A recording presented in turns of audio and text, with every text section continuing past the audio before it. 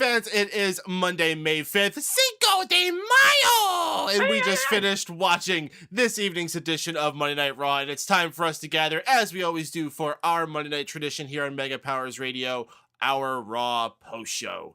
I'll be your host for this evening festivities. I am Mike Paden, station director here at Mega Powers Radio, introducing the other folks we got here tonight. First off, from across the pond in a country that many people debate about all the time and nobody will ever quite be able to figure out, Mr. Shaun Walker. Hey. Don't be a lemon, be a rosebud. Indeed. Also with us, another partier in his own right, the head of the Drew crew, Mr. Drew Wyatt. Oh, howdy, hey ho. How you doing, Mike Paden?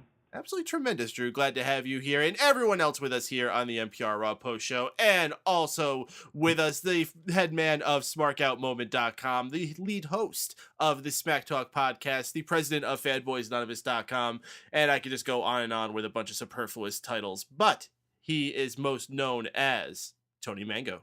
Hey. The 100-year intro and just, hey. What's up?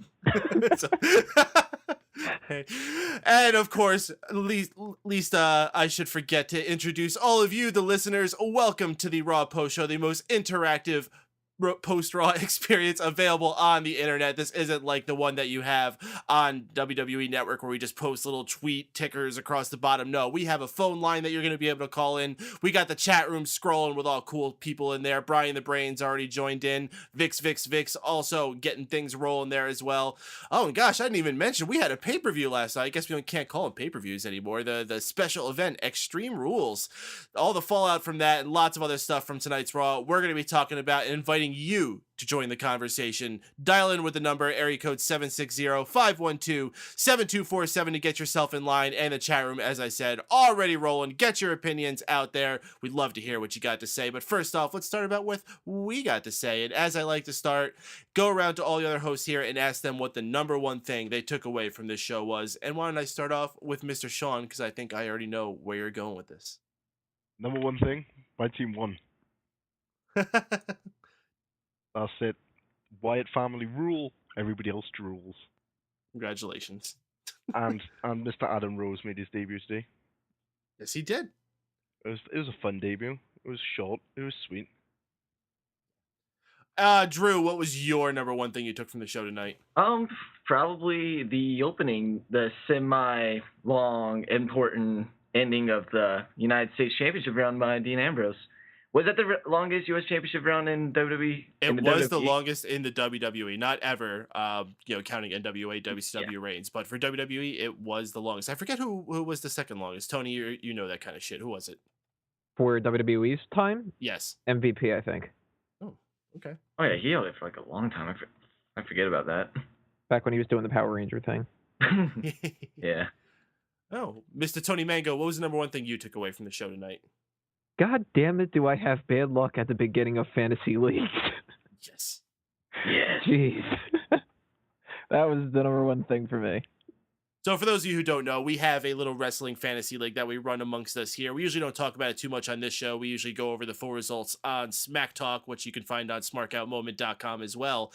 However, we began our new season last night with Extreme Rules, so you'll hear us with lots of excitement about that the first few weeks and probably throughout the rest of the year as well. Full results and rules that you can check out information on that will be on KeepingKayfabe.com if you're interested in that thing. But for now, let's keep moving forward. We got another host on the line with us. I know lots of y'all be wondering where he was if he wasn't with us. So let me introduce him, Mr. Steven Wago. What's shaking, Steven? Not much. Got held up behind work, so I was running a little late on Raw, but I'm all caught up now. Tremendous. Well, let me ask you what the number one thing you took away from the show was. Honestly, there's nothing that stuck out majorly tonight. I found it a very bland show, and nothing struck me as really special. Oh, that's too bad. I thought it was a fun show. I think it wasn't extraordinary, but it was a night after a pay-per-view. What the heck do you really expect? It was better than Extreme Rules. Just saying. Oh, I loved Extreme Rules. I loved Extreme Rules too. The two matches I saw were fantastic. But yeah, it wasn't a bad show, but nothing necessarily sticks out as the main thing to take away. Well, let's talk about the storyline that we had running most often throughout the show, which was the continued mind games played by Kane on Daniel Bryan. Daniel Bryan managed to be successful in what I thought was a really kick-ass Extreme Rules match last night involving forklifts, flaming table. It was just really old school, totally bananas. I loved it. Daniel Bryan, though, not done with Kane. If you saw the press conference, people were asking if they think Kane's done with him. Daniel Bryan says, well, maybe I'm not done with Kane. Thought that was a fun little bit they had there. Lights went out on Daniel Bryan. He got chased out to his car. Stephanie McMahon is dicking him around saying, oh, I'll bring your car to you. She says he can go and then tells him he has a match that night. I think it was against Del Rio. It felt like it was an hour. That was a terrible match. Eventually, Daniel Bryan tries to leave again, but Kane ends up being in the back of the car, tries to grab Bree. Daniel Bryan knocks him out of the car and drives away. It was just, I don't know. It was fine that they want to continue Daniel Bryan and Kane. I like that Kane is continuing to be this monster. I just don't know why we needed to just spread it across 3 or 4 segments. You want to know what it reminded me of? It reminded me of like Kane, John Cena, Zack Ryder, Eve, Torres, a little bit. Yeah, it was a little too much. A little too much on it. You know, it was a novel idea, but when you try to overkill it, it gets dead. But I'll pass it around to you guys. Are you happy that we're going to be continuing Daniel Bryan and Kane into Payback, it seems? Did you enjoy that match last night? I mean, don't go too deep into it because we're going to do our full reviews later on this week, but what do you expect out of this going forward? Steven? Well, first off, the match exceeded my expectations because I was very down upon the quality of it going in, but that was a nice surprise. As far as this feud goes, though, I'd be fine with these two continuing to wrestle each other if the feud was better. And I think it's a lot to do with just, which Bella is he dating again? Brie. Her acting is so piss poor. Oh my gosh, that screaming was so insufferable. Seriously, it's fucking terrible. So, the less she's involved and less she's on the camera, the better. She's just really bad. As far as their match quality goes, I think it's going to go downhill from here without a gimmick, but we'll see what they do. Tony? I'm a little 50-50 on this. I think that it can be a good idea that they're continuing this because I don't really know what else they could do. And if you did something else, it could be worse. Kind of like being a little bit more optimistic at a pessimistic situation. But the match itself wasn't fantastic, but it was good enough that I would like to see another one between these two, but I definitely don't want to see a third one. So as long as they have a plan set for Money in the Bank, I'll sit through whatever bad acting Brie puts out there and whatever stuff that kind of evokes the Halloween series that they pull out. If they do another gimmick match that was as good or better than the last one, that'll be okay. Drew? Yeah, you know, they really don't have much to throw at Daniel Bryan right now because, looks like Evolution's still going to feud with the Shield and Cena has his feud with the Wyatt. So there's really not much to work with right now. So I'm fine with it. It's just, I just don't know how serious I could take it because it just reminds me of the piss poor Cena Kane thing they did 2 years ago. Mm-hmm. But I can't talk much about the match last night because my stream or my network wasn't really working that well, so I really can't talk much about it. But my network, yeah, the Drew Crew network. But it was, I like the idea. It's just that it needs to play out better, and it can't be a repeat of what we saw 2 years ago. Shaun, what about you, man? You'd fill in Daniel Bryan and Kane for another month? Seen it, done it, got the t-shirt. Cool. You're over it? I'm over it. I was over it before it even started. You didn't even like the one match? No. Oh, man. I'm saving it all for Smack Talk, man. You're going to be depressing news walker now. Pretty much, yeah. Depressing news wanker. All right, guys, let's talk about the other big thing we had tonight. We had, first off, in our first segment, we kicked off the show hot with a 20-man battle royal for the United States title. Mostly just a lot of the usual suspects in there. Fandango, Big Show, Mark Henry, Ryback. You name a mid-carder, he was probably in there. Surprisingly, I think a lot of people were thinking this was going to be the debut of Adam Rose. Nope. We just got a lot of the usual names, as I said.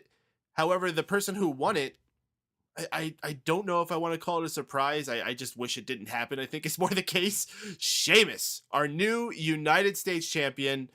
I'm extraordinarily disappointed. The first run that he had was just disappointing. And I get that Dean Ambrose hasn't been doing anything, so that's the argument people are making. Well, you might as well just take it off him. No, why? I mean, if you're not going to do anything with Sheamus, then just keep not doing anything with Dean Ambrose. Let him have this really big legacy reign. Why the hell not? He's already there. It's not like he's going to get it any shorter and not be the longest running U.S. champion anymore. That's just my thoughts on it, though. Tony, what about you? Well, damn it, it has to happen right after the points count, since I have Dean Ambrose on my team. As soon as they announced this, I knew that he was going to lose it. And when I saw the group of the people that were coming out, each one that passed by, I was just like, no. Shit, there's Sheamus.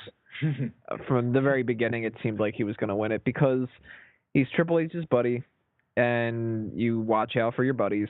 So that makes sense that he wins it above everybody else that would be possible given a shot. I mean, somebody like a Cody Rhodes could have won this, and it could have been interesting. Or, hell, even like a Mark Henry who hasn't held the title, I would have been okay with. But Sheamus hasn't been doing anything for a while, and when WWE cares about somebody and they don't have anything for them, they give them something that doesn't necessarily make a whole lot of sense, as opposed to pushing them off on the side like they do with the people that aren't a priority to them. So even though it doesn't look like there's a plan in place for Sheamus, I guess they just figured, you know what, let's give him the title and we can at least have him defend the title and people will try to care about Sheamus that way. I would have rather had seen Sheamus turn heel here, and maybe that could give him some kind of steam back to his character, because a babyface run is still not working for him, and they should just give up. But cool match. I always like Battle Royals, so they're fun and entertaining 9 times out of 10. Even though I'm disappointed at the outcome, that's okay. I'm going to pull some things from the chat room here. 5 Times Combo says, I'm glad Ambrose isn't going to be champion anymore, but fuck me. Sheamus? Vix saying, I'm glad Sheamus won. Maybe a heel turn will be good. It's debatable whether this was a heel turn. I mean, you got to consider it was still a New York crowd. It was Albany, so it wasn't as hot as a New York City-ish one would be. But who knows? We'll see where that goes going forward, because I definitely don't think people are going to be enjoying Sheamus too much. I had another one up here. Brian the Brain saying it had to be a Triple H guy. But Wago, you with us? You want to give us your opinions about our new United States champion? Yeah, I'm getting disconnected a few times, but I'm here now. And as far as Sheamus goes, I don't like him being champion, but at the same time, Dean carrying a mid-card title almost makes him... The US title's just fallen so low that having him wear it's almost a detriment to what level he's on. So I'm fine with him losing the belt at this point. As far as Sheamus goes, if it's the start of a heel turn, I'd love that because his character's so stagnant. What would be fun, with Wade Barrett obviously getting the face reaction and Sheamus getting the heel one, if you could do a bit of a double turn and have those two go into a feud with one being Irish, one being British, I think it'd be a lot of fun. Oh, yeah, and those guys have a long history with each other, going all the way back to Irish Whip Wrestling when they were youngins. They're young lads. Well, and also they had a few matches during SmackDown, and I've always enjoyed their work together, so I think that could be a good mid-card program. I think that could be a good main event program someday, but let's not get too far ahead of ourselves. Mr. Shaun Walker, what do you think about our new United States champion, a person representing your side of the pond? You know, as soon as I saw Sheamus go into that Battle Royal, I was like, he's going to win. Do you know why? Because he gets butt-fucked by Triple H.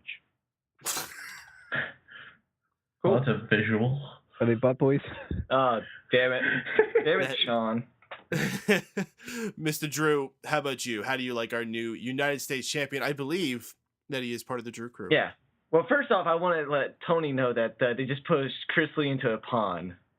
That will help lighten the mood, Tony. Good. Because in addition to being the Raw post show, we are also the Chris Lee Knows Best during show. Oh, that's one. And two, I don't really hate the move as much. And, you know, some of me is like, oh, yeah, he's on my fantasy team. Yeah. But, Sheamus is an important man in the company. And I think they need to have something going for him. I mean, he does have some mainstream appeal. He's pale as hell. He does all these charity events. So I understand that, he might be Triple H's buddy, but yeah, he does need something to do in the time being, because I think he still has that opportunity to be a main event player, as one might say. And if this is a heel turn or the beginnings of it, then yeah, good for that. And when it comes to Dean Ambrose losing the title, he isn't doing anything with it. I'm on the boat that if he has nothing to do with it and they have an idea of what they want to do with the title, then they should just go ahead and get it off it. Because I think he's only defended it like 2 times this year, and I don't even the title. Honestly, whenever I see the title, and it's like, oh, I forgot Dean Ambrose had it. So yeah, it to me it's just okay. And for the match itself, I always love battle royals. It wasn't the best one, but it was better than nothing. So yeah. All right, well, with that, guys, let's take the time to open up the phone lines to you, the listeners. So, if you want to call in and give your opinion about tonight's Monday Night Raw, about anything else going on in WWE, the number to dial in is area code 760-512-7247. We also got the Skype line open up, so if you want to join in with that, press the little Skype icon at the top, and it'll bring you in. And, of course, the chat room rolling nicely, as always. But let's bring on our traditional first caller here, from Pittsburgh, Pennsylvania, Mr. JD. JD, you there? I'm here, guys. How's it going this Monday night? Absolutely tremendous. Happy Cinco de Mayo.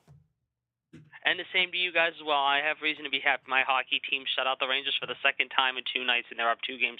So that puts a little smile on my face tonight after all the shit that's been going down with him the last couple weeks, however. And a lot of people saying, oh, we got to bench him. He's got to wake up and play better. Well, the last 2 nights, he's woken up, and now they have a 2-1 lead on the Rangers, so I'm happy about that. Sports. But let's get to Raw. I mean, it wasn't a bad show tonight, I got to say. It was a bland show, if you will, as the guy said earlier. I mean, there were some parts I liked, however. I mean, obviously, the opening matchup, however, putting Ambrose in that matchup with the 20 guys, however, I mean, you knew something was going to happen, and obviously, it was surprising that Sheamus did win the belt, however, because, I mean, at one point, a lot of people thought it wasn't going to be him. It was going to be someone like maybe possibly the Big Slow or Cody or Goldust. But I was a little surprised, however, when Ambrose did drop the belt, however, to Sheamus, however. And like you said, however, I mean, there is talk, however, they are trying to turn Sheamus back into a heel, however.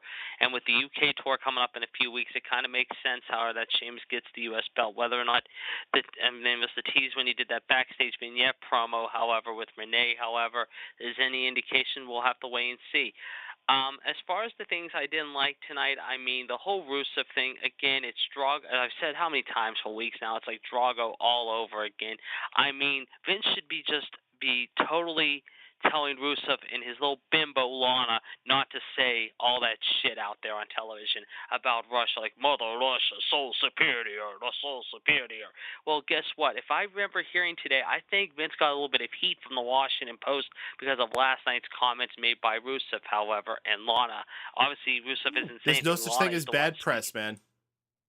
Yeah, well, obviously, however, Vince doesn't give a shit, apparently. He better start caring because a lot of people are going to be coming down on him big time with this whole thing. I mean, it's just, this whole thing is a waste of time. I mean, the Adam Rose gimmick, I mean, it was kind of a little humorous, however, and you couldn't tell if Zeb was dancing or not, however, because he was falling all over the place, however, but it was kind of a flat debut, I thought. It'll be interesting to see where they go from here, obviously, I mean, in the weeks and months to come, mind you, but the main event was good, but once again, it just goes to show Triple H has to have his little butt buddies with him, and of course, screwing the Shield over, mind you, against the Wyatts, however, because obviously Triple H loves to have Batista and Orton up his ass, basically, kissing at every opportunity, and there has been talk, and there was talk originally, however, if you recall, however, that obviously, however, Batista was not supposed to be there tonight. I mean, originally, however, I guess they said it yesterday, however, he wasn't supposed to be at Raw tonight because I guess he needed his time off, however, to promote his movie, if you will. And as I've said for weeks on end, however, Batista's just been a freaking joke ever since he came back. The reason why he came back is to be Triple H's little bitch and his ass-kissing buddy like Randy Orton goes. I mean, obviously, they're setting up a rematch, however, with the whole thing going into Payback.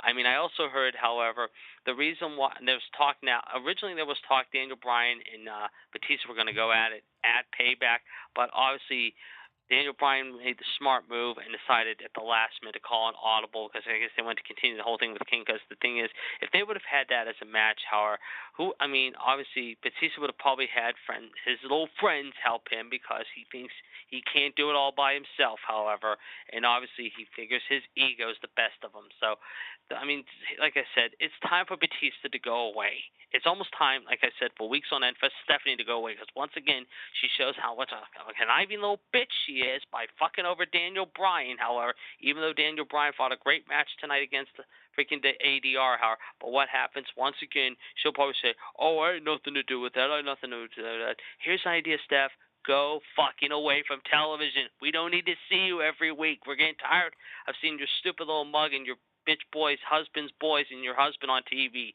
It's time to bring Vince back to television. Oh, I ultimately I believe that is the ending point for all this, to see Vince come back in. As far as Batista, I don't think you have to worry about him being around too much longer. I think his time is very short. If we see more than one more pay-per-view out of him, I'll be absolutely shocked.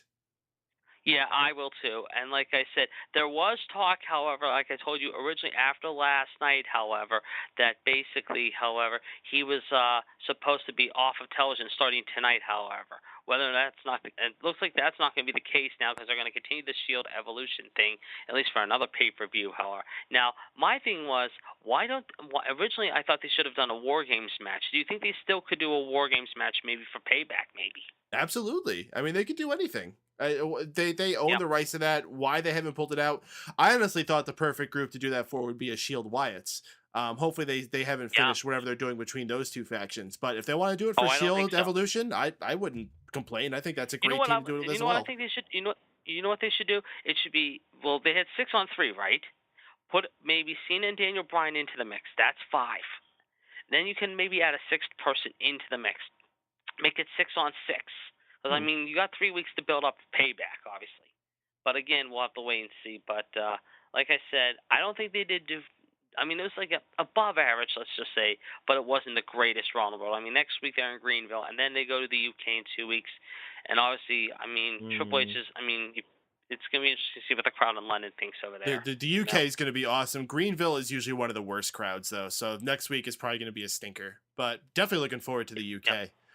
JD, as we always like to, your high point, low point for tonight's show. High point, however, I would say was the opener was pretty good, and the main event was good too. The low point tonight, again, I said it just a few minutes ago, the whole Rusev Lana thing, this thing has become a waste of time, and I think you're going to see before the summer's over, however, or even sometime during the summer eventually, that this guy is going to be just doing jobs on superstars and warm-up matches still. This guy hasn't done much at all since he came in. All he is he doesn't say much and say anything on the mic. He has his little blonde floozy Lana speak for him, however. And, I understand they're getting heat wherever they go with the whole Russia thing, but you know what? It's time to tone it down a little bit, if you ask me. My problem with the whole Rusev thing, I think too many people are giving him blind tape without giving him a chance, man. Look at the size of this guy. There's nobody who's built like this guy. I think he's got amazing physical ability. He is a monster. I think their mistake is just making him Russian. I think that's a mistake. He should not just be Russian. Put it like a mask on him. Make him a really big monster. Make him Abyss. Yeah, you know what he is? He's like another Kozlov is what he is. Unfortunately, isn't he Bulgarian? He is Bulgarian, but now he resides in Russia. Russian. Oh, okay. Yeah, but he's like they're all 6'5", Slavic. 290. You're right. He is big, but you know what? He's His going to be doing thighs are the jobs size of before my the end of the waist. year. How can it be Russian? He speaks Bulgarese. The more you know, shooting star. Bulgarese. All right, That's a new JD. one. Another fantastic call as always, bro. Have a good night. We'll see you on next week. Happy Cinco de Mayo again, and happy Mother's Day to Mrs. JD's mom. Thank you very much, and happy Mother's Day to all your moms as well, and have a good Cinco de Mayo as well, guys. Talk to you next Monday night. Take care, dude. Another fantastic call on the Raw Post Show. As always, if you want to call in, give your opinion about tonight's show, feel free to do so because we love hearing from you. Area code 760-512-7247 is the number to get yourself in line. You can join Skype as well, join via Skype as well, and the chat room rolling nicely. You guys. All right, let's take it back to the panelists here. We last talked about our opening matchup. I wanted to do a follow-up of our 20-man battle royal where we saw a new United States champion with Sheamus Dean Ambrose coming up on the short end, not able to retain, ending his longest United States title reign in WWE history. After that match, Triple H comes out and tells the whole Shield faction that they are going to be having another match that night in the main event against the 3 Wyatts. And this was all right. You know, wasn't the best match that we've seen out of either of these guys, but I'm sure a lot of them are tired after last evening's events and even other things that they did earlier that night. But factoring all that in, I enjoyed it, and I still have not had enough Shield versus Wyatts. I want to see more. After the match, actually before the match even gets to end, Evolution decides to come out, interfere. Bray Wyatt takes advantage of the distraction, hits the Sister Abigail and Roman Reigns for the pin. Evolution continues the attack on the Shield after the match, eventually doing a triple Batista bomb onto Roman Reigns. Payback's a bitch. The scene fades with Evolution standing tall over the fallen Shield members, fist against fist, mocking the Shield. That's cool. It was something. Yeah. Okay. It was okay. Okay. Drew, how'd you like it? I liked it, but at the same time, it's kind of like, it looks. I mean, it's just kind of like, I like the idea that they were mocking the Shield. I think that was the only thing I really liked out of the whole thing. The match was just okay, like you said. You know, we've seen a lot better matches out of the two, but they're probably tired. Yeah, especially Luke and Eric. You know, just interfering in that cage match last night just took everything out of them. But besides that, it was okay. And I just don't know what to think of, I just want to see if they do. No, we're talking about War Games. I kind of want to see a War Games match, but who knows? Who knows? I don't know. Who knows? Shaun, Kozlov, yeah. Wonderful night for Team Homeless. How'd you like it? I enjoyed it. I thought it was really, really good, but however, I didn't think it was as good as the pay-per-view match they had back. Extreme Rule, Elimination Chamber? Yeah. Or the Raw I thought the Chamber match was miles better, but it is what it is. And Evolution, you can't complain, can you? That theme song still kicks ass. Yo, how cool are those new Evolution shirts? I noticed that. Did they walk out with them last night? They did. Yep.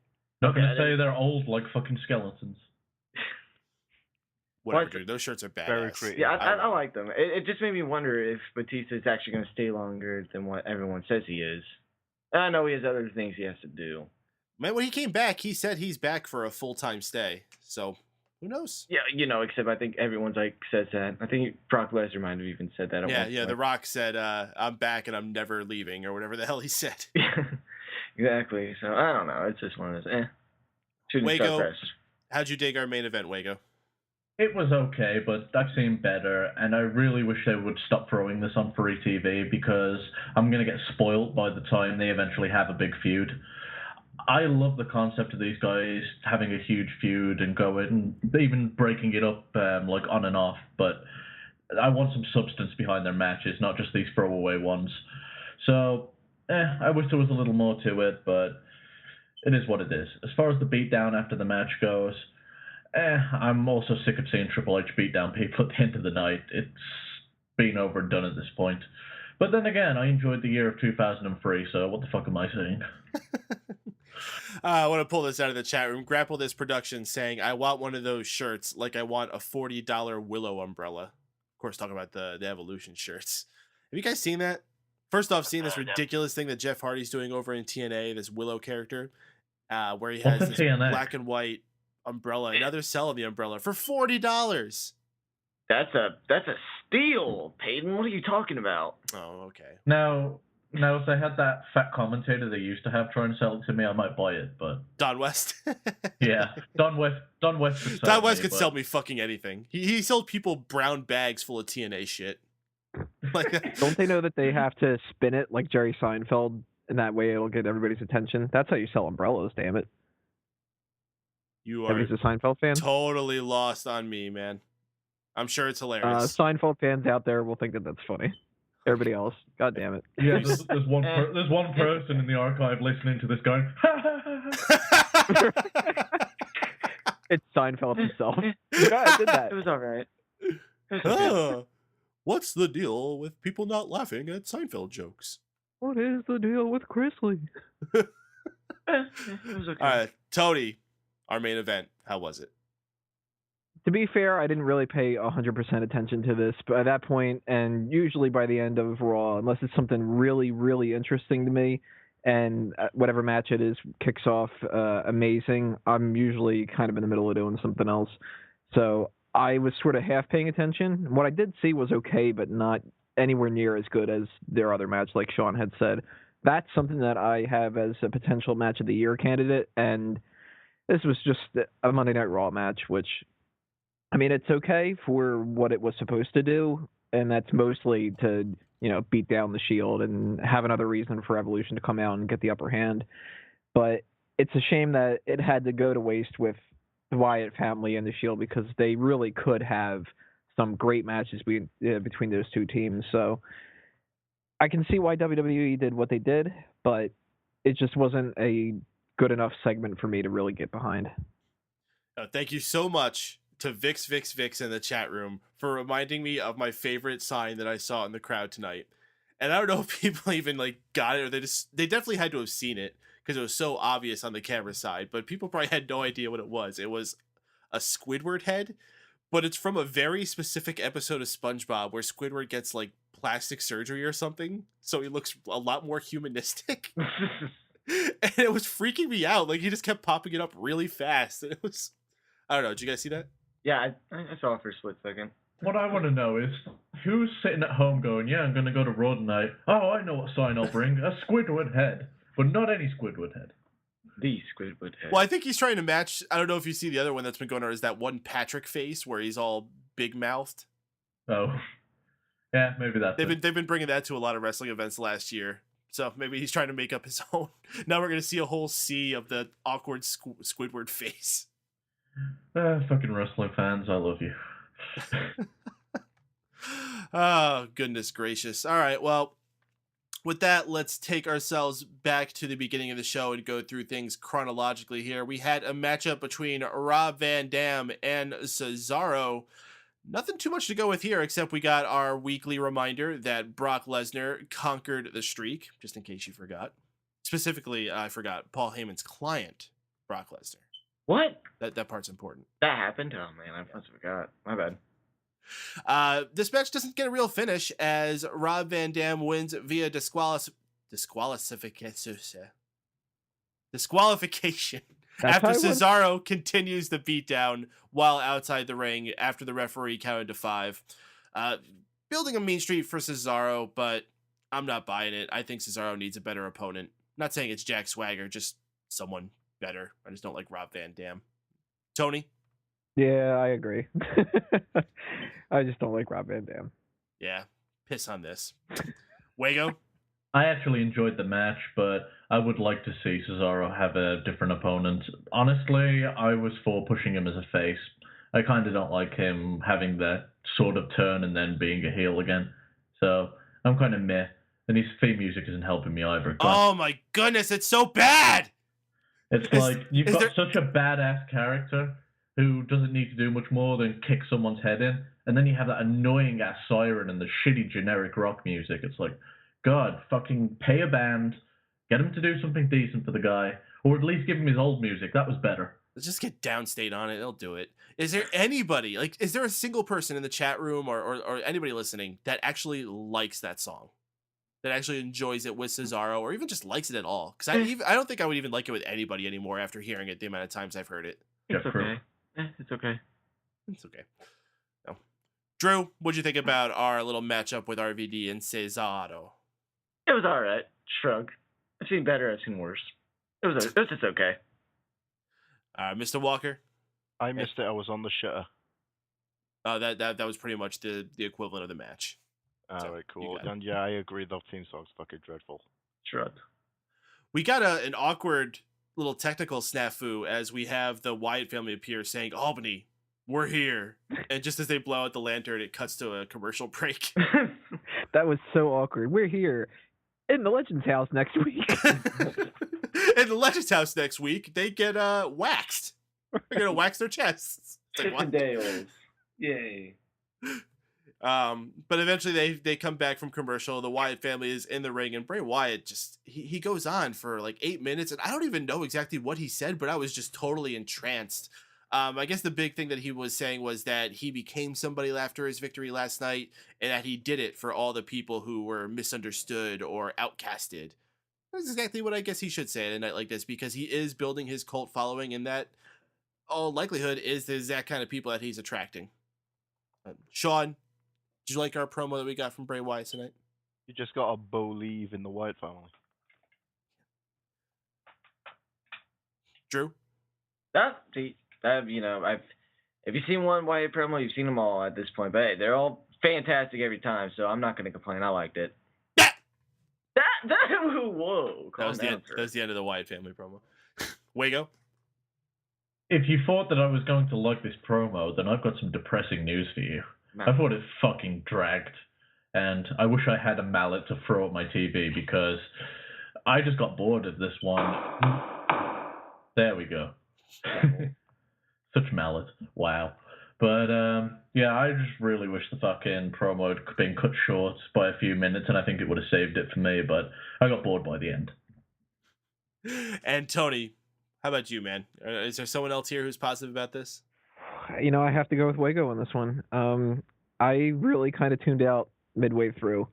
I like Wyatt's promos, and usually they're some of the best on the night, if not the best, but this one did feel a little bit too long, and I really don't know what he said either. He said something about prom queens, I think. And Yes. said, I'm sure he went, man, a couple of times. Or something, but other than that, I mean, I don't really know. I kind of vaguely remember like bits and pieces of it, and I might even just be piecing them together from other Bray Wyatt promos, but like they cut to Luke Harper looking weird for some shot, and like I don't know, this was just an awkward segment, and maybe it would have been better if they had some kind of like a one-on-one thing with Cena and he could reply, or maybe that would have made it that much worse. I don't know. Oh, but no, you got to tune into Main Event tomorrow night in order to see John Cena's reply. Yeah, that's gonna happen. There's a selling point to get me to pay attention to fucking Main Event. And you know what they said earlier on this episode of Raw? They did that list of the 10 shows this week that did the best. And of course, it was like, you know, Extreme Rules was number 1, and the pre-show was number 2 or something like that. Main Event's number 10, and they're like, so, can you please watch Main Event? And then their selling point is, okay, well, because for the next one, there's going to be a John Cena promo. Go ahead and watch it. Yeah, that's going to put butts in seats. Right. It's bad when WWE Countdown beats that.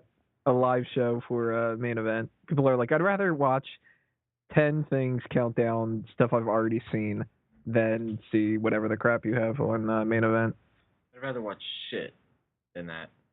You'd rather watch Shaun taking his shit Yeah, early. I was actually about to say that. Or maybe Chris Lee taking a shit at this point. I don't know.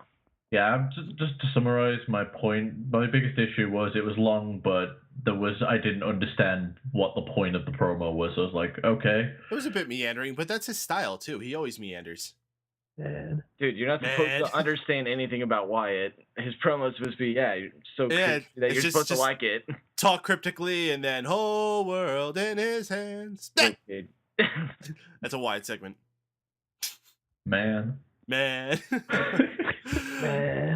Well, we had a random singles match between Cody Rhodes and Ryback. Ryback getting the victory after getting the shell shock when Curtis Axel and Goldust begin fighting outside of the ring, causing the distraction, continuing a reason for Cody Rhodes to have frustrations, and you can only feel that the demise of the Brotherhood is very imminent. Shaun, what you got to say about that? Boo-ins. I actually like Cody Rhodes and Goldust together, and I wanted them to stay together for a very long time. Up until like Survivor Series, but that's not gonna fucking happen now, is it? Drew? You know, I hope they don't turn Cody heel, because I kind of like him as a face. I think there was some potential in that, especially last year when he was extremely over at the time. But you know, times change, and fuck, I keep on forgetting Ryback actually has a relative spot on the roster still. So I don't think anybody has Ryback on their team. I noticed that, and it was kind of like, do I want to, or do I want to be known as that guy who has Ryback on his team? And then you kind of have to weigh some stuff out, and then it's just like, fuck Ryback. wait. Hey, at least you're not the guy that has Del Rio on his team, right, Tony? Fuck you, Tony. Got Team him. fruitless endeavors. Oh, Tony, how'd you like this matchup? Wow, you're What's still up? fucking there. All right, I'm apparently having disconnection issues too. Oh. What match are we go. talking about right now? We're talking about the Cody Ryback. Cody Ryback. Okay, yeah. One thing I thought was really odd about this was they had the finish of the match with Goldust knocking into the turnbuckle. I mean, not the turnbuckle, the ring post, and that was supposed to make Cody lose his balance on top of the ropes, which I don't know. I don't think that really would reverb that much to where he would just be like, what, wow, now I'm gonna get a shell shock. But I don't like the idea of splitting them up. I don't like the idea of Cody Rhodes turning heel. I don't like their theme music. I've hated that since they ever started with that. So there's really no positives to this at all for me. And making Curtis Axel and Ryback look better is another negative too, because that Ryback sucks. They're a horrible team. Mm-hmm. And their theme sucks too. Yeah, that's even worse. It's okay. I would say it's better than the Cody Rhodes and Goldust one, because at least with the Ryback's one, it's not obnoxious, but the Cody Rhodes Goldust one just wow.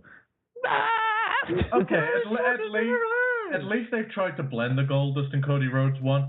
With Ryback and Curtis Axel, it just looks like they're playing two songs at once. It does. It does not mesh at all.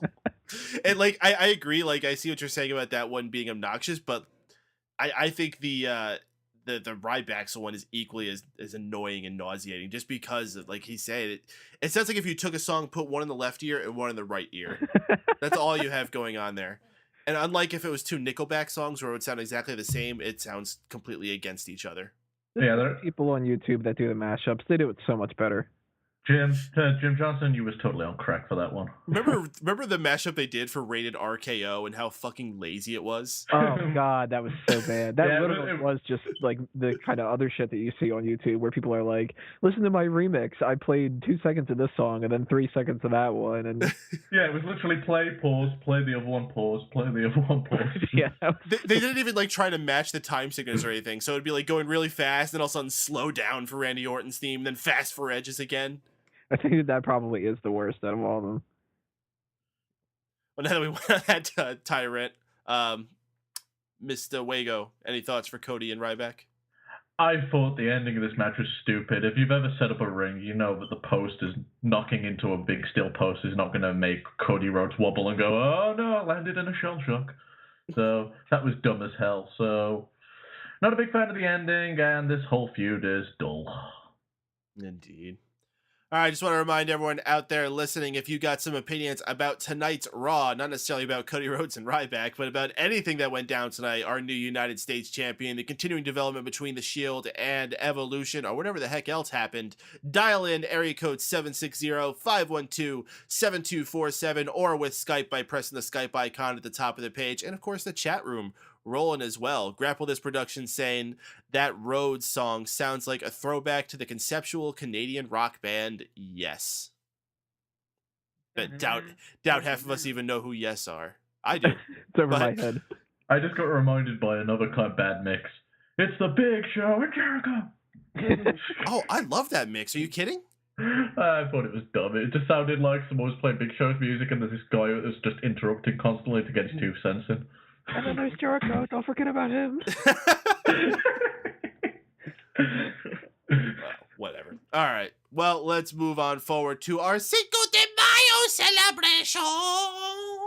See. With Los Matadores and El Torito. They're in the ring. What were they going back and forth trying to figure out the pronunciation of? Like he was putting a J before something. WWE Universe. Juniverse or whatever. Oh my god. Then they're not even Mexican. El Torito was throwing stuff out to the crowd. What was it, candy? I couldn't make out what it was. Yeah. Eventually they get interrupted by a 3-man band and Dylan. And I swear it happened. We had a slight moment of Jinder Mahal as a face when he comes out to them and says, hey, you're in America. Speak English. And it's followed up with a USA chant. Awesome. Congratulations, Jinder Mahal. You got a USA chant. Even with your turban on. That's absolutely amazing. All right, get your guys' thoughts about our little Cinco de Mayo celebration we had here. Drew? The WWE Universe, that's enough. Yeah, I liked it. As dumb as it is, this feud is honestly not that bad. It's not as bad as what I thought it'd be. It's actually kind of funny. And Jinder Mahal getting USA chain, enough said. I think I've seen it all at this point. I just read something in the chat room. He says, I'd call in, but the only thing that I would have to contribute is the missed opportunity to celebrate Cinco de Mayo by having either Big Show or Mark Henry sitting on El Torito and or Hornswoggle until candy came spilling out of their lifeless corpses. That's pretty cool. I'm okay with that. That's PG, right? Sounds like a new gimmick match. That's pretty cool. I like it. Shaun, did you like our continuing midget fest? I love midgets. Midgets are ace.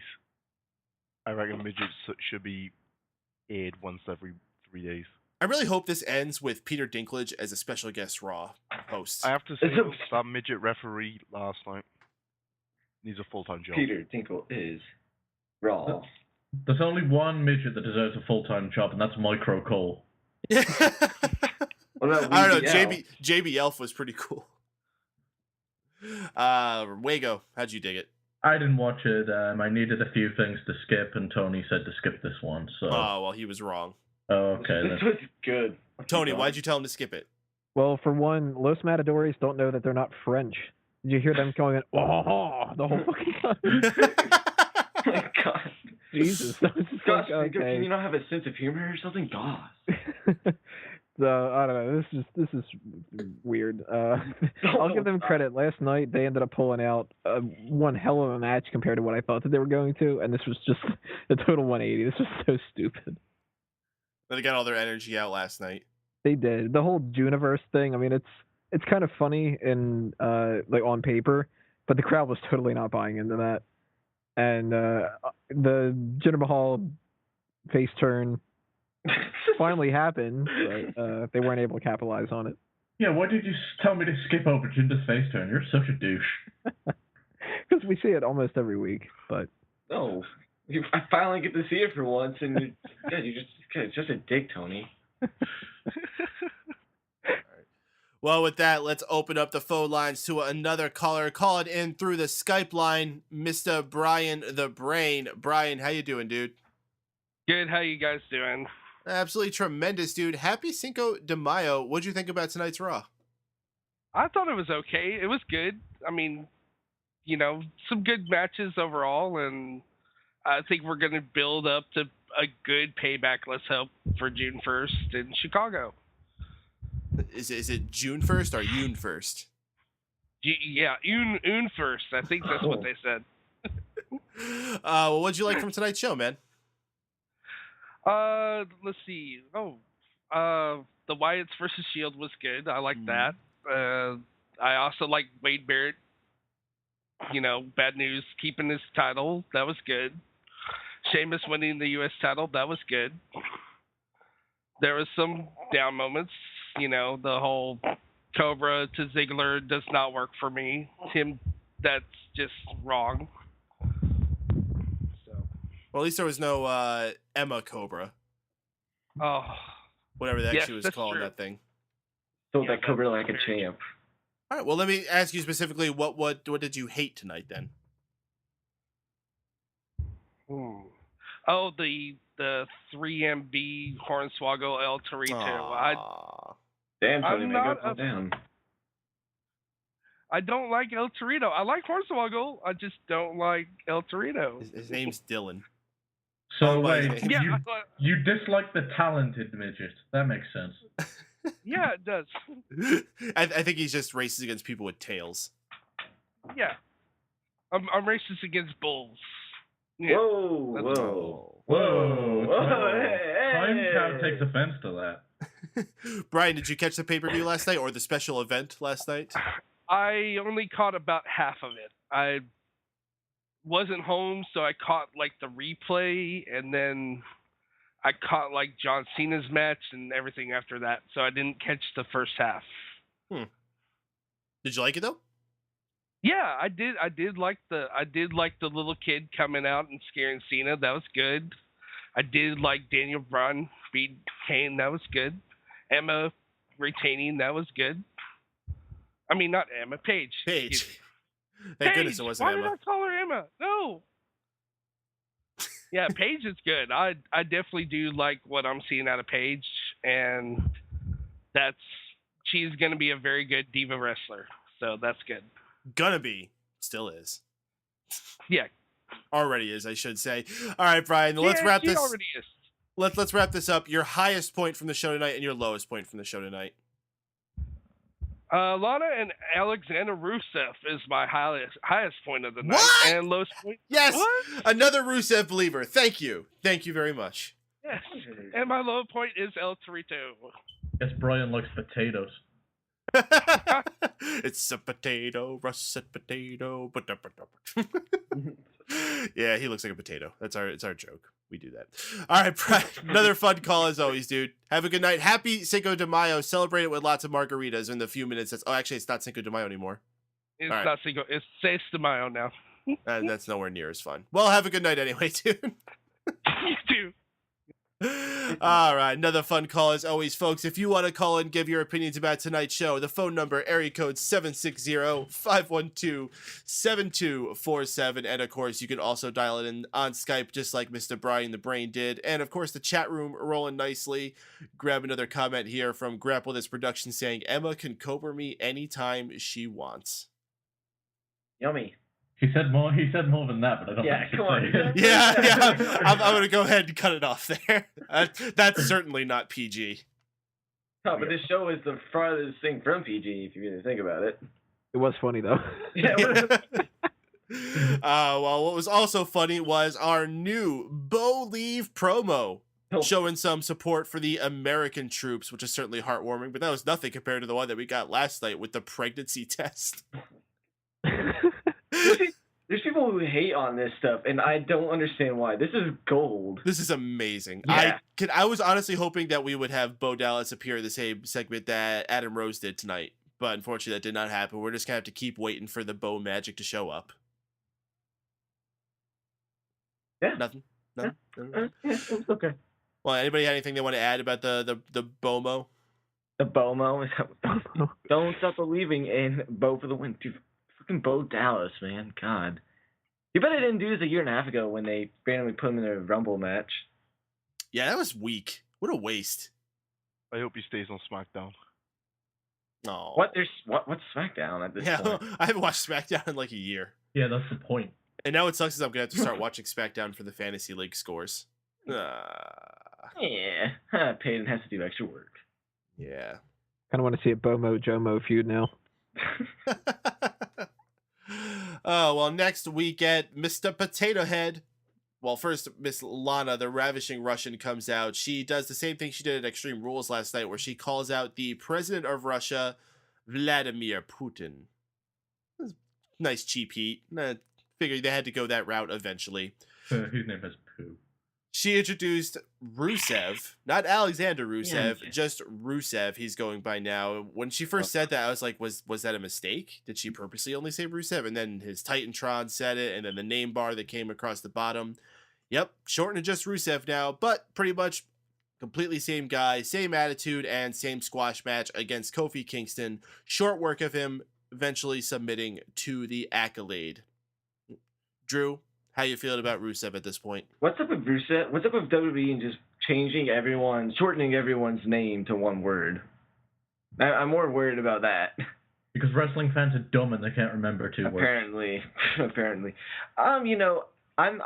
I see the potential in Rusev. And I'm not a complete hater of him, but I'm not really impressed thus far. I kind of want to see what they're able to do with him. Because we saw something like this 2 years ago with Ryback, and we saw how that bombed. He isn't going to get the Goldberg chance, thank God, but I just want to see what they're able to pull out with Rusev whenever they actually give him non-squash matches. Then I can make a full analysis. But until then, Lana is my favorite diva on the roster by far. Shaun, how do you view the Bulgaries over there in Wales? Well, Vladimir Kozlov 2.0. So That's what we're calling him over here. He's fucking terrible. Don't even give him a chance. Oh my goodness. I give him till Survivor Series before he gets the can. He's bumming and jobbing and fucking. Before he gets Lana's can. She looks like a tranny, anyways. What? Wago. So, if he turns face, would he be a sweet potato? Did it? That's all I've got as input. Well, okay. Don't Tony? watch. Yeah, this is really annoying about the switching the name thing, especially because it's not even like it's difficult to pronounce or anything like that. I mean, not like Biggie Langston and Antonio Cesaro was difficult either, but fuck, Alexander Rusev, he can't be Alexander Rusev? Why not? Why, if Michael Cole can call him Alexander Rusev, then I think that was just habit. I don't think they're going to be doing that. I think it's going to be a directive for them to stop it. Vince McMahon's flipping out backstage. He's not Alexander, damn it, that ruins it. No, my vision, nah. Oh, crap, now they know that he's Alexander. It's a shame we wouldn't have thought of this months ago when we fucking debuted him if we had a problem with the goddamn name. I hate these squash matches. I am not as big on Alexander Rusev as I was before. Not that I was the biggest supporter to begin with, but I was kind of hoping by now that he would have shown me something else. And he's done the exact same thing every squash match. So that is not only getting old fast, I'm pretty sure it's already there. I don't want to see him beating Kofi Kingston another 2 times or fighting Justin Gabriel or Zack Ryder next week or anything like that. I really could not care less. And if they don't have any kind of maybe I wouldn't say some confidence in him or whatever, but if they can't put him into something that has more depth, even in the same kind of realm as what Adam Rose is going to be doing, it seems, if Rusev can't pull that off, why is he on the main roster anyway? Because he has Lana. Bring Lana up and just have her come out and, I don't know, walk in a circle. She does that well. They need to appeal to the potato demographic. That is a big demographic. I mean, Idaho numbers are down. Sioux City, Iowa's numbers are up, though. All right, guys. We had a matchup between Daniel Bryan and Alberto Del Rio. We talked about Daniel Bryan's events throughout the night, but we didn't really get into this match. It was long. It was boring. But if there's one thing of enjoyment I got to take out of it, it was this point where Daniel Bryan pulled down one of Alberto Del Rio's knee pads. And I got to notice that Alberto Del Rio has the most girly knees I've ever seen. They're tiny and dainty. And it brings me joy. I can just picture you sitting there just being like giggly after saying that. I really want joy. It's like, so what's your high point, low point? Del Rio's knees are my high point. I don't know if you guys caught it. When Daniel Bryan did his yes lock at the end, he applied it in the way that Sin Cara used to do his armbar finisher, where he twists around him and then slams him into the mat. I don't know if that was a little bit of a shout out or a jab or whatever it was. But, yeah. Go around to you guys. What'd you think about this matchup that we had? I'll start with you, Tony, because you have both of these guys on your team, and I know how much you like them. Yeah. As soon as they said that Del Rio was going to face him, I was just like, oh, good, I don't lose any points. But, oh, man, that means Del Rio is here. Similar to what we said earlier about RVD, I just don't like him. So, this was as good as it could have been for a Del Rio match. I just want to take this out of the chat room. Grapple this saying, what the hell was up that? Your heavyweight champion is running from another character. Name another time when a face champ has done that. I'll tell you why he has. He had his wife with him. He wanted to make sure he got her away to safety. Plus, it's Kane. He's a monster. But mostly because of his wife. Otherwise, I would agree with you. If it was John Cena, of course, he would stand there strong. But if it was John Cena and Nikki, maybe he would try to pull her away to safety. Hey, judging by Extreme Rules last night, John Cena runs away from a lot of stuff.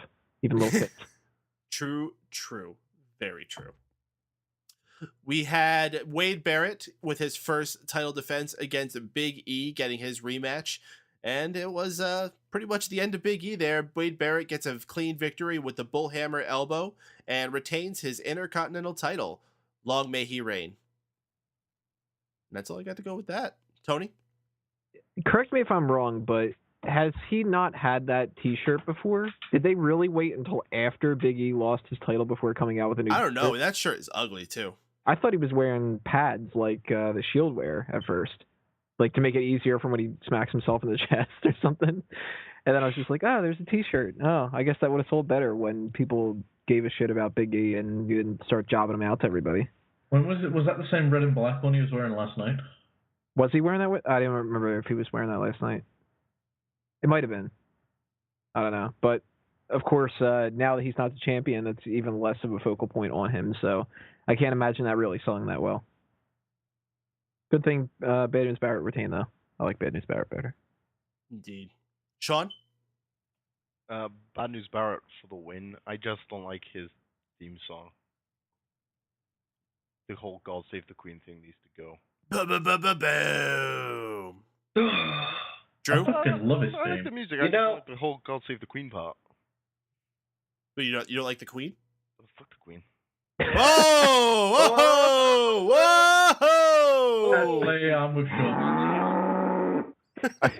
I really want to hear Shaun sing a version that says that instead.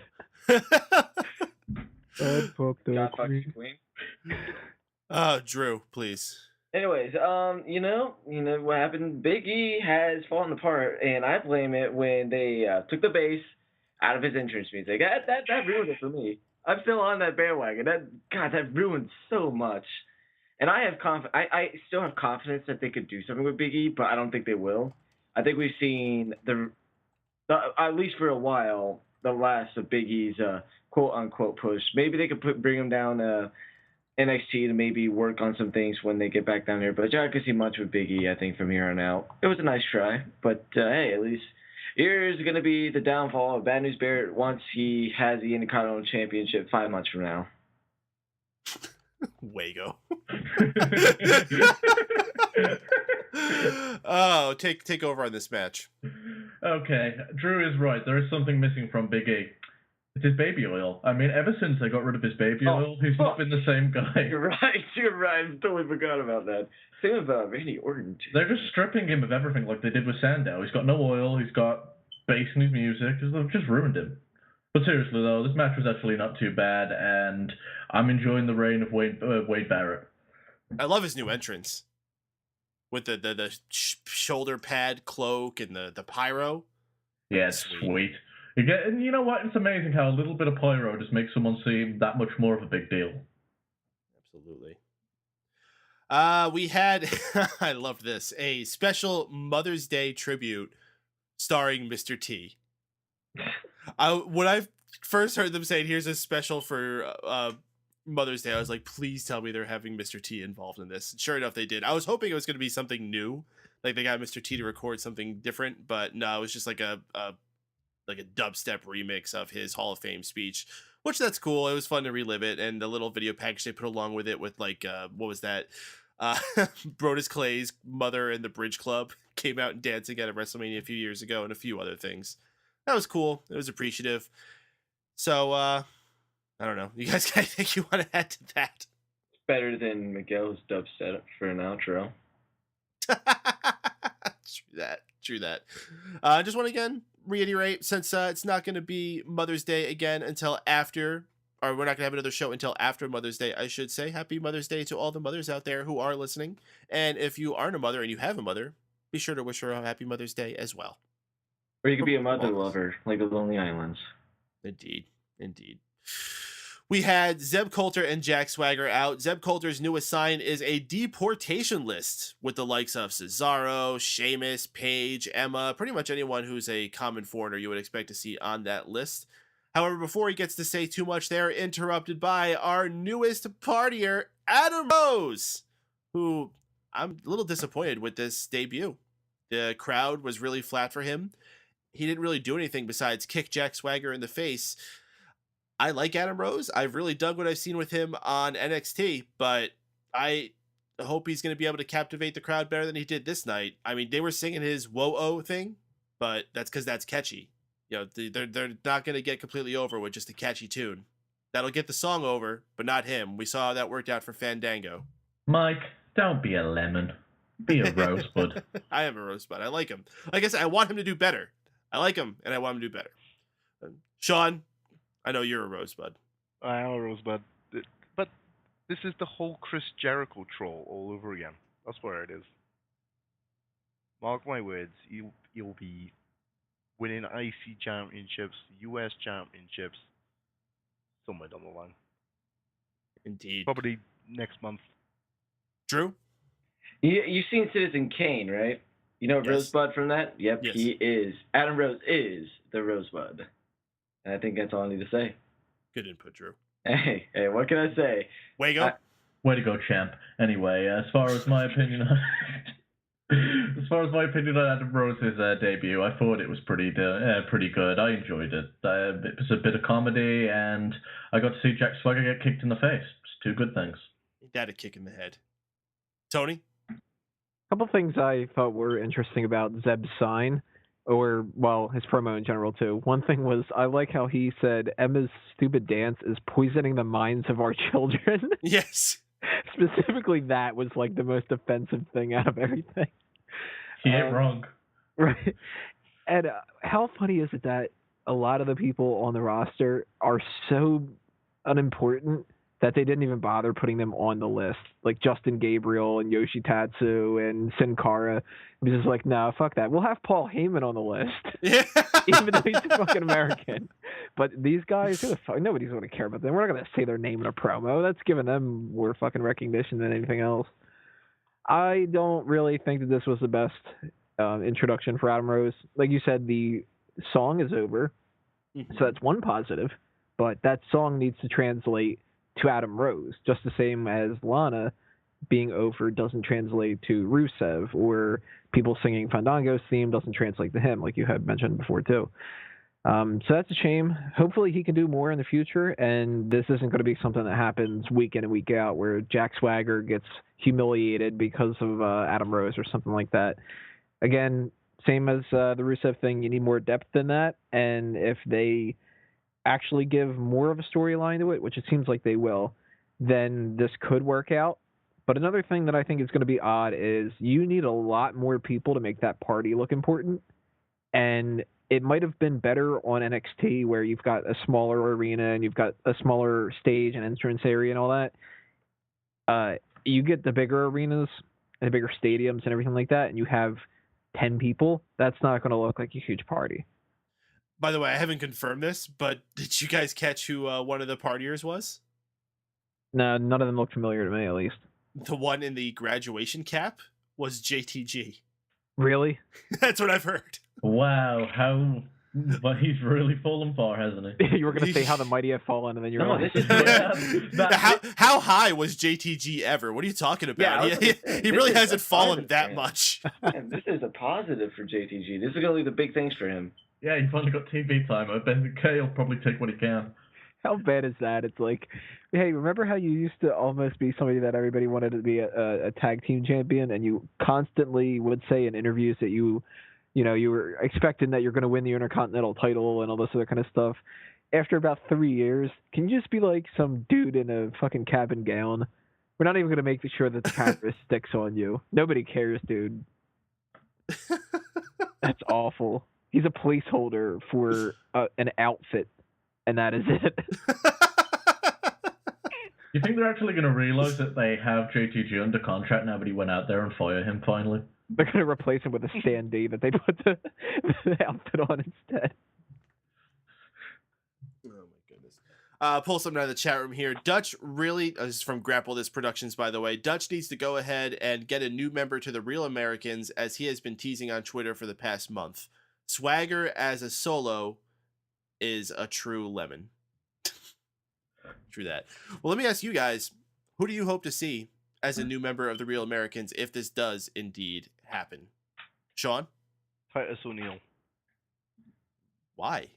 I think he's still got some momentum behind him, and he's Yeah, whatever happened to that? They like gave him this big like new brute thing, and now he hasn't been seen in like a month. Well, he kicked Sheamus' ass last week, didn't he? But then he got bro kicked, and yeah. I completely forgot that even happened. Whoops. Yeah, I was like, yeah, he kicked Sheamus his ass, but then he didn't. And then it got erased, and then Sheamus became United States champion. So, I'm still standing by it. Tiebreak and titles with Neil or well, I'd give it a shot. I don't know. Running out of ideas here. Drew, how about you? Darren Young. Seriously? The man who plays Darren Young is gay, not Darren Young. No, I'm pretty sure Darren Young is gay too. Oh, then. I'm pretty sure they brought that into his character.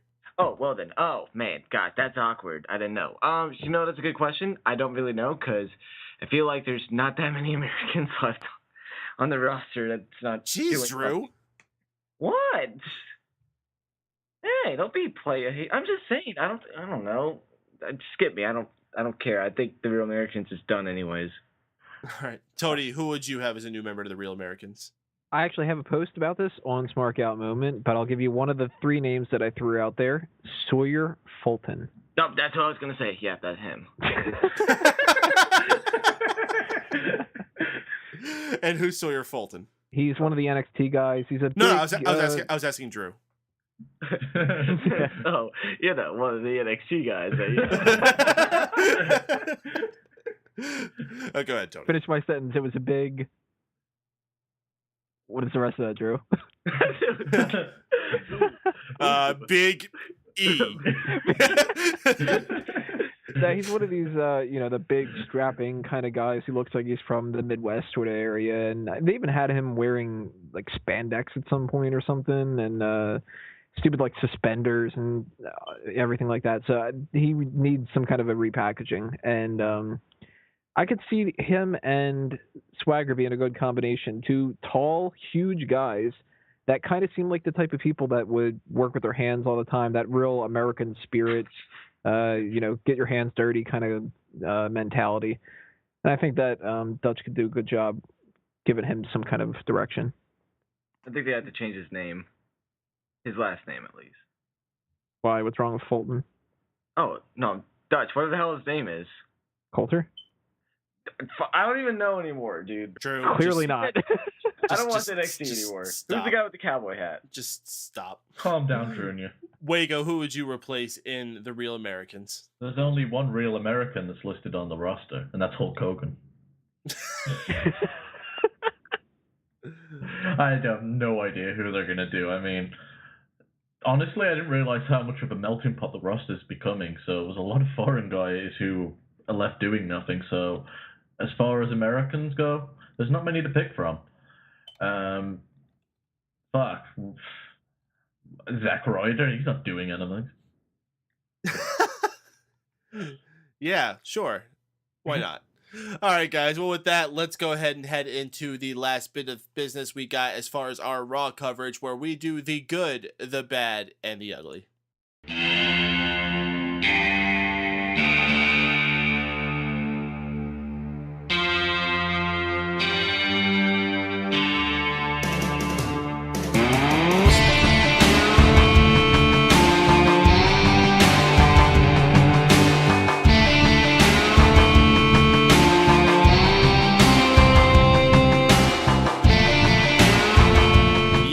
Time for the good, the bad, and the ugly, where we all recap what we thought was the best part of the show, the worst part of the show, and the most embarrassing part of the show. If you had some friends in the room with you that perhaps didn't know wrestling and you had to explain them, yeah, I like this. Oh, well, maybe not that. Let's go around and get you guys good, bad, and ugly. Drew, why don't you start us off? Ooh, no, that's a bad choice.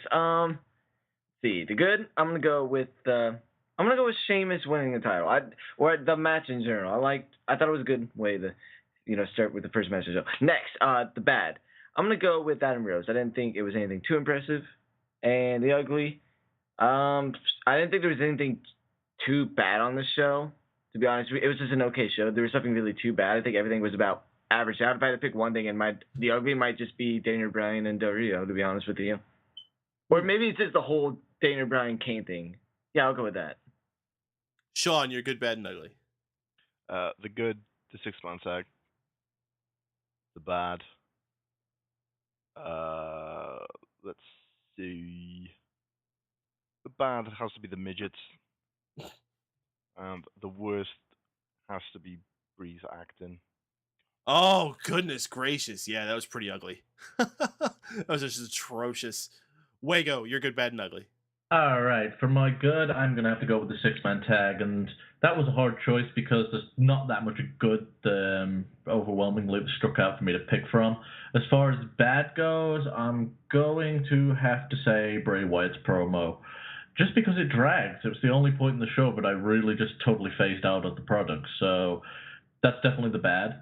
And as far as the ugly goes, Bree screaming, ah, stop him. Fuck me.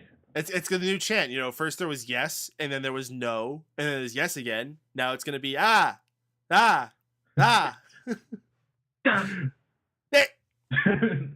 Fuck it. Divas match, I'd love that chant. The whole fans is going, Tony, you're good, bad, and ugly for this week. I'm going to try to pick some different ones. I'm going to say the good is the Battle Royal. Even though Dean Ambrose lost, and he lost to somebody who I really didn't hope would win, I still think it was entertaining.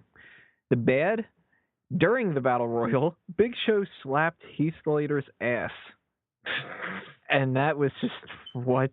Why did that happen? Because he's his butt boy. He literally just walks over, gives him a slap on the ass, and I think it was JBL said, "Good game." Oh my god. But was it a slap on the ass a coach would get to a player like, yeah, good job out there, son? Is one of those no, things? like you could hear like his, and Slater seemed like he actually that was like, ow, fuck, that hurt. Because it's Big Show. I mean, that's the WMD to your ass. The ugly Rusev, the moldy potato, and the fact that we still haven't seen him against Big E in a match to figure out who has the weirdest body shape. And the ugly? That was the ugly. Oh. What was the bad? The bad was Big Show slapping Heath Slater. Oh, yeah. You wouldn't be most embarrassed about that, really? No. Okay. At least they made fun of it. Touche. All right, well, that brings it around to me. For my good, bad, and ugly, the good, I'm going to say, is Jinder Mahal's face turn and getting the crowd to chant USA, USA. Congratulations, Jinder. We always believed in you. You made it. The bad is Rusev's name change. I just don't get it. Why they even bother doing that? What difference is that really going to make? Now, are they going to save ink because they don't have to type out the full person's name on the programs? Is that it? I actually wouldn't be surprised if that is it. My ugly is going to be that whole Cinco de Mayo celebration segment. That was just atrocious. Yeah. So, with that, guys, we have one final thing to do before we wish y'all a good evening, and that is to let all the hosts here take a few moments to let you all out there know about the things going on in their world that you can check out besides this very show here. So, Mr. Drew, why don't you start us off? Well, I will start off by talking about Sports Talk Weekly, which is going to be on tomorrow night. Is it at 9 o'clock still, Mr. Paden? Yes, it is. Still at 9 o'clock. I will not guarantee my participation because I have some stuff I have to do tomorrow, but I might be on there to contribute to the sports, the madness, and everything of that nature. And also, there is a Twitter page called Sport Talk Weekly, without the S. And yeah, the Drew Crew forever, and fuck Tony's team. Mr. Shaun Walker. Skip me. I just want to go to bed. Oh, okay. Mr. Wago. All right, for all your mixed martial arts needs, you can go to udmma.com. That's Unanimous Decision MMA. Facebook.com/UDMMA. Twitter.com/UDMMA. UDMMA. And also, check out Addicted to Anime here on Mega Powers Radio. It's a monthly show that we do. You can find all information out by going to Facebook.com/AddictedAnimeFans and AddictedAnimeFans.tumblr.com. And Tony. Well, if you want to send positive vibes my way and negative vibes towards the Drew Crew, then you can check me out, smarkoutmoment.com. The podcast for that is Smack Talk, which you can find on youtube.com/smarkoutmoment, as well as iTunes and Stitcher. I'm on Bleacher Report. Anthony Mango is where you'll find me there, obviously. And for everything else under a mango tree, like Fanboys Anonymous and, just God knows how many other things, go to Facebook and Twitter.com/amangotree and Tony Mango, and you'll find it all there. All right, ladies and gentlemen, it has been a tremendous night. Cinco de Mayo, indeed. Long day for me. Happy to be getting to sleep very soon, but always a good time with you guys. And if you had a good time, please continue joining us every single Monday night following the conclusion of Raw here on Mega Powers Radio for the Raw post-show. Easily find us www.megapowersradio.com. But hey, if for any reason you cannot be here on Monday night, we're easy to find in an archive means as well. First off, you can go to smarkoutmoment.com to easily find all the information about the show. We're on iTunes, we're on Stitcher, we're on YouTube, we're all over the dang place. So if you want to hear us, we are there. And please also, if you're checking out Mega Powers Radio or Smart Out Moment, check out all the other awesome content there as well, because I'm sure if you're a wrestling fan, or even if you're just a fan of entertainment, you'll find something delicious there for your senses to enjoy. And until next week, folks, I'm Mike Paden for Tony Mango, for Drew White, for Shaun Wang. Shaun. Oh. Freudian slip there. For Shaun Walker, and for I don't even know who I have left. For everybody here, we'll see y'all next time here on the Raw Post Show on Mega Powers Radio.